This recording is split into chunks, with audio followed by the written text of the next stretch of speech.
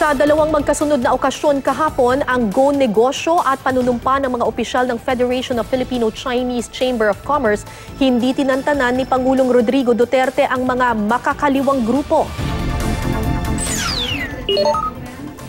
Giyera ibibigay daw ni Pangulong Duterte sa mga makakaliwa kung yun ang gusto nila, imbis na makipag-usap.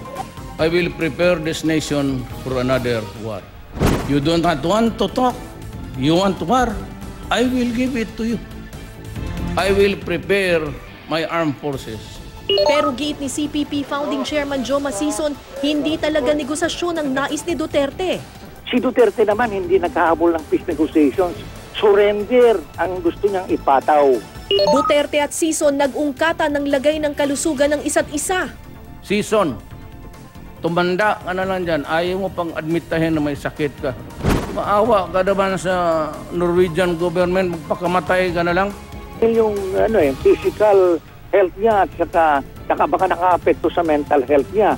Kung makakuha siya ng magagaling na doktor, baka maayos pa yung pag-iisip niya. Himutok pa ng Pangulo sa mga rallyistang nakasagutan niya matapos ang SONA, di napigilang ilabas.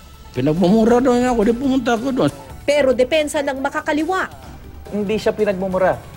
Walang personal. Puro issues ang binabato ng tao. Naging bully ba siya sa rallyista? Mayabang. Parang hindi siya nakikinig eh.